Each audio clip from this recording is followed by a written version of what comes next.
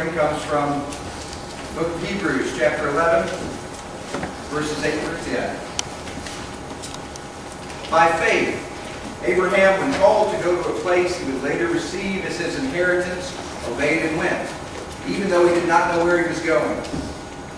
By faith, he made his home in the promised land, like a stranger in a foreign country. He lived in tents, as did Isaac and Jacob, who were heirs with him of the same promise. For he was looking forward to the city with foundations, whose architect and builder is God. May the Lord bless the reading of this word. Today is not just an ordinary Sunday. Today is homecoming. Today we celebrate our homecoming. So what does that mean? Well, for many of you, it means that you received a letter. You received a letter inviting you to be here. We're so glad that you responded and came. For many of you, it means that you received a personal invite from another church member.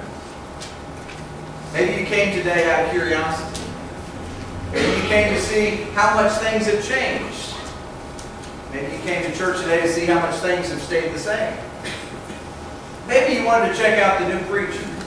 And I hope I passed your inspection this morning. But whatever brought you here, I want to start by saying, welcome home. Homecoming is about returning to a familiar place and being with familiar people. It's a reunion as such, like a family reunion. And like any good family reunion, there's always food involved. So I hope everybody plans to stick around. I hope you didn't make other lunch plans, because we've got some good food for you in our Family Life Center. We want you to stick around and have a good time, have fellowship, to get to know one another, to catch up.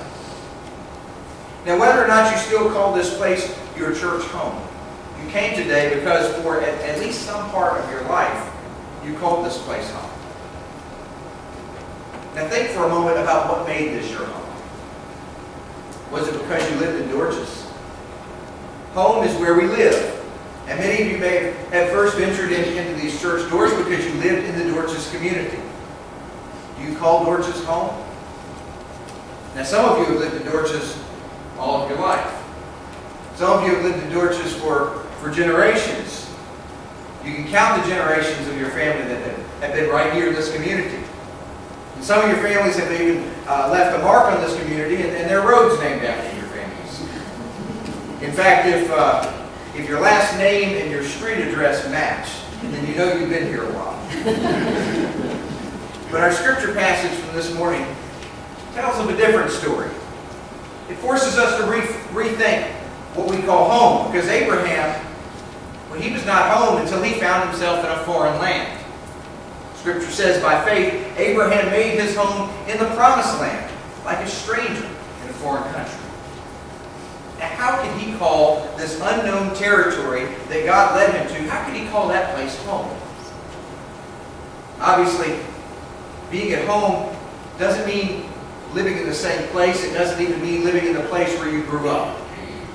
Home is not always the place that you've always been. For Abraham, home is something different. Now, I enjoy reading sermons by Barbara Brown Taylor. She's an Episcopal priest. She's creative. She's an excellent writer. And I was reading a book by her the other day that had a collection of her sermons, and there was a personal testimony in there that just stuck out to me. It was about an encounter she had when she got off work, and it caused her to rethink home. In her book, The Preaching Life, Barbara tells the story of her encounter with a local homeless man named Luther. She had just gotten off work, and she headed out to the church parking lot. It was just starting to be dusk. It wasn't quite dark yet. And as she looked out of that parking lot, all she saw was her car and Luther sitting over by the bushes. It was completely empty except for her car and Luther. Now Luther, you have to understand, Luther was a homeless man. He spent his days walking in between the big downtown Atlanta churches. He wore shoes that didn't fit. Yes, he drinks. He also has lung cancer. But he loves churches. And Barbara, she had to walk right past Luther to get to her car. So she kindly went up to him and spoke. Hello, Luther. He was sitting in the bushes with his brown paper bag, bottle inside. Hello, Barbara, he said. Now, all she really wanted to do was just get home. kick back, relax, exhale from exhaustion. But to be polite, she decided to carry on this conversation a little longer. So how have you been doing, she asked. Now you and I both know that when somebody says, how have you been doing, it's just small talk. When somebody asks, so how have you been doing, the answer that they're hoping for is, oh, fine. But Luther was more of a literalist. And he took this as an opportunity to unload on her, an opportunity to tell her exactly what's been going on. He gave her a complete review of the entire week. Everywhere he'd been, everything he'd done. And as he rambled on, to be honest, not much of it made sense. By then, the bottle was almost empty, and things just never seemed to get much better for Luther. Finally, wearied by this monologue, she looks at Luther and she says, Luther, I've got to go home now. Just as soon as she said it, she regretted it. I've got to go home. What a thing to say to someone who doesn't have one. What an excuse to make with that. The words just kind of awkwardly hung there between them. Until finally Luther brushed them aside. This is my home. This is my home, he said, waving his arms towards the church. This is the only home I have. And there she was, just wanting to leave that place and go to her house. And there's poor old Luther declaring that this church, her church, was his one and only home. The church for Luther. That was his church home in the most literal sense. He called that place home in a way that none of the other members could. He called that place home in a way that was more sincere, more serious, meant more to him.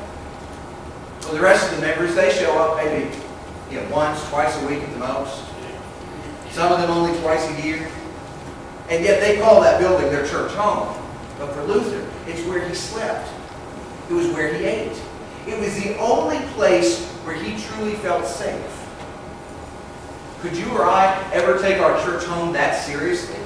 Is church truly your home? Is it a place that you couldn't imagine living without? Or is it just some place you visit from time to time? Check in every once in a while and see what's changed. Now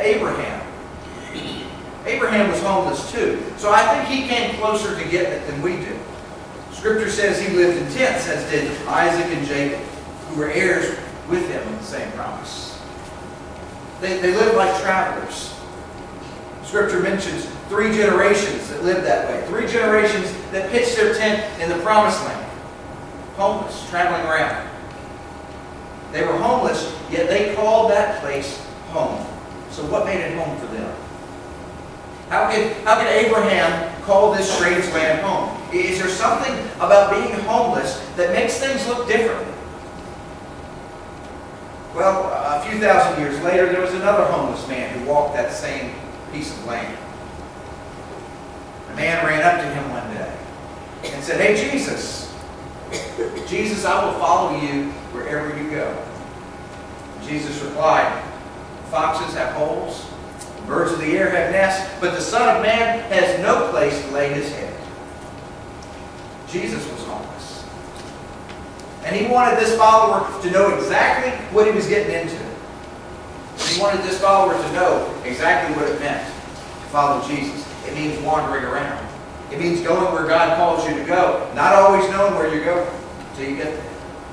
It means being willing to just stay there and pitch a tent wherever you find yourself when the sun goes down. It was a return to those days, to the days of Abraham, when they pitched tents in the Holy Land. A return to having a complete reliance on God. Being at home for Jesus meant being at home in the Lord. Just like Abraham found his family and found his home by following God's calling. Jesus went wherever God called him, and he made a home there. So home is not where you grew up. Home is where God has called you to be. And there was another time when Jesus was teaching. He was right outside of his hometown in Galilee, and his family came there looking for him. "Your mother and brother are outside looking for you," they said. Jesus responded, "Who are my mother and brothers?" Then he looked around at all of his followers. Everybody had gathered around him and made a circle around him. He pointed to all of them and he said, "Here are my mother and brothers. Whoever does God's will is my brother and sister and mother." You see, Jesus, he was at home when he was with God's people. When he was with his followers. When he was together. When he was among his followers who were all seeking to do God's will. That's when he was home. Together, the fellowship that they formed, that was his home. So what Luther, Abraham, and Jesus all have to teach us this morning is that you don't call a place home because you recognize the paint color or the furniture. You know that you're home when and only when you were in that place that God has called you to be.